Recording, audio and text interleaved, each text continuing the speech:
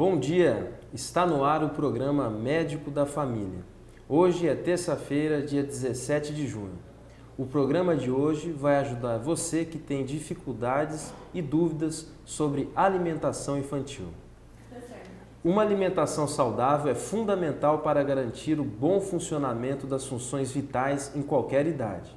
Mas, na infância, o valor de uma alimentação adequada se torna muito maior, pois as crianças se encontram em fase de crescimento, desenvolvimento e de formação de seus hábitos alimentares. Durante seu primeiro ano de vida, a criança se encontra muito vulnerável e a nutrição assume um importante papel também para sua proteção. A amamentação exclusiva nos primeiros 6 meses de vida constitui prática indispensável.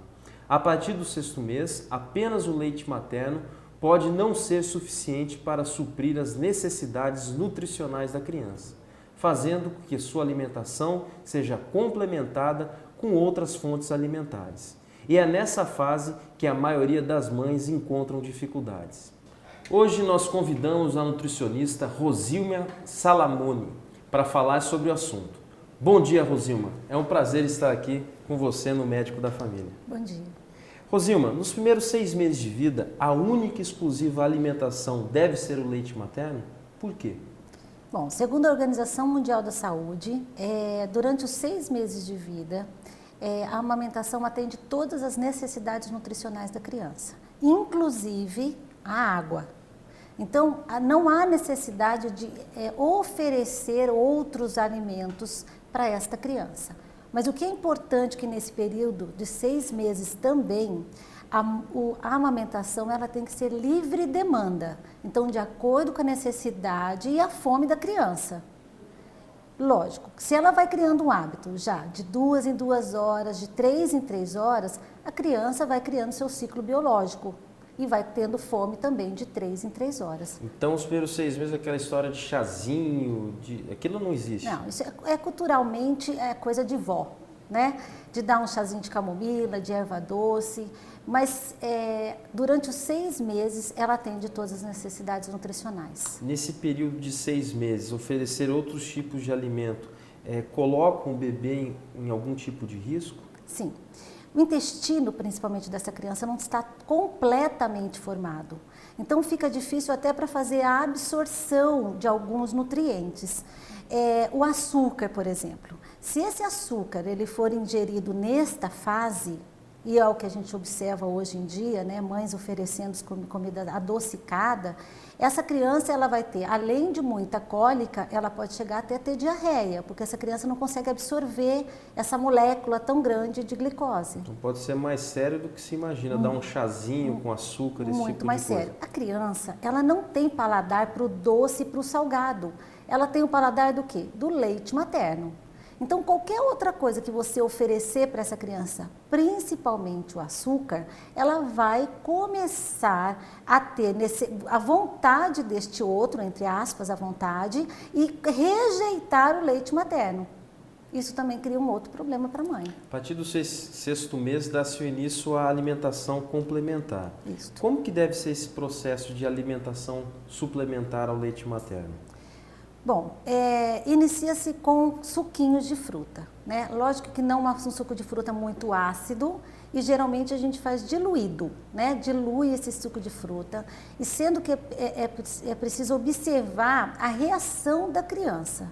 Então, se essa criança ela vai ter algum tipo de alergia nesse momento, alguma intolerância, ela precisa a mãe observar. Então, tem que começar gradativamente. Não adianta nos primeiros dias já oferecendo uma papinha salgada com um suquinho de fruta, sem diluição, porque se tiver alguma reação, a mãe não vai saber de onde é esse alimento, qual foi o alimento causador da reação. E não pode ser uma interrupção abrupta, ou seja, você não vai parar de um dia para o outro de amamentar a criança, você vai gradualmente... A Organização Mundial ela determina que essa amamentação pode ser até 2 anos de vida, mas muito mais por um vínculo afetivo da mãe e do filho do que de uma necessidade nutricional.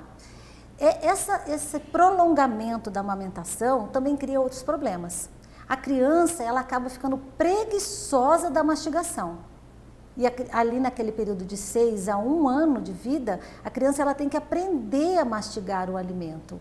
Então, ter contato com o alimento até para criar novos hábitos, né, e paladares diferenciados. Nessa fase descobre-se as alergias alimentares. Quais são as mais comuns? Olha, tem alergia ao ovo, da clara do ovo e da gema. De algumas frutas, por exemplo, o morango, por conta da quantidade de agrotóxico que tem, e criança adora o morango, até ele é mais cheiroso do que saboroso, na verdade, né? Então, o próprio amendoim, então são alimentos que são mais alergênicos, então a mãe precisa observar. E lógico que o próprio leite de vaca, né? Existem as crianças que têm alergia ao leite de vaca, à lactose e também à própria caseína, que aí é a proteína do leite de vaca. Então, a mãe, nesse período, quando ela vai substituir o leite materno, observar essas reações. E podem ser reações como a própria diarreia, no caso, ou alguma reação de pele mesmo. Rosilma, quais os alimentos são proibidos até o primeiro ano de vida? Mel. Mel. O mel, até por conta da presença do Clostridium, né, que pode levar até à morte. Mãe acha que adoçar aquele suquinho com mel está sendo super natural, isso não é bacana. O ovo também é um outro alimento que é importante esperar. Então, oferecer primeira clara, esperar 24 horas para ver se tem alguma reação. Oferecer uma segunda vez essa clara, esperar mais 24 horas para ver se tem alguma reação. Hoje, crianças e adolescentes passam grande parte do dia nas escolas. Hoje existe um trabalho de conscientização nessas escolas para que se tenha um lanche diferenciado, que não tenha tanta fritura, tanta gordura? Eu acho que hoje o assunto alimentação saudável, ele passou a ser divulgado em toda a classe social. Então, assim, desde o colégio público a um colégio particular, né, as gestoras, elas têm essa preocupação. É lógico que ao lado disso, vinculado a essa preocupação da direção, existe sim uma questão econômica, né? As cantinas que estão ali, elas também têm que ganhar, né? Mas o que a gente observa mais nessas escolas? É a própria família questionando esses alimentos na escola. Agora, se a família oferece isso para a criança, aí fica muito difícil esse questionamento. Existe sim algumas leis, né, que foram divulgadas há um tempo atrás, mas que mesmo as escolas, elas continuam seguindo esse padrão. E as universidades, elas também fazem um trabalho muito bacana dentro das escolas, trabalhando com educação nutricional. Então, trabalhando com os pequenos, né, com as crianças, ensinando aos outros grupos de alimentos que talvez não é oferecido na própria casa. O ideal é tentar segurar o acesso a refrigerantes, frituras, comida industrializada, até que idade? Sempre. Sempre. É lógico que a gente fala assim, a criança ela também não pode ser uma criança diferenciada das outras, né? Até mesmo porque ela vai criar outros tipos de problema. Mas o refrigerante, por exemplo, o que ele tem? Né? Açúcar, mais nada, né? Não existem outros grupos de vitaminas e minerais para ser oferecido. Quando essa criança quer tomar esse refrigerante, eu acho que pode ser feito exceções e não ser uma rotina alimentar. Todos os dias ter este refrigerante, né? E lá no final de semana, numa festinha de aniversário, isso ser oferecido. Não traz benefício algum refrigerante, fritura, comida industrializada? Bom dizer para os nossos telespectadores. Nenhuma. O que eles têm ali? Além dos próprios conservantes, né? Então produtos químicos, aditivos, corantes, né? Muito açúcar e muita gordura. Então, teoricamente, nosso organismo poderia viver muito bem sem qualquer tipo de refrigerante, de comida industrializada. Totalmente. Nós temos feiras enormes aqui em Campo Grande, né? Todos os dias nós temos feiras, sacolões, que são oferecidos todos os dias alimentos diversos. Então eu falo assim, a melhor forma de alimentar a criança não é dentro de caixinhas, né? A melhor forma de alimentar a criança é no mercado, é no sacolão. Vai lá e trabalha com essa criança, manipula esse alimento junto com a criança. Porque às vezes ela come, primeiro que ela às vezes come e não sabe o que ela está comendo. Né? E se deixar ela manipular esse alimento, ela acaba tendo mais interesse de comer aquele alimento do que o que vem dentro de uma caixinha. Um suquinho de morango. Compra um morango na época, né, que está mais barato e vai fazendo esse suco em casa.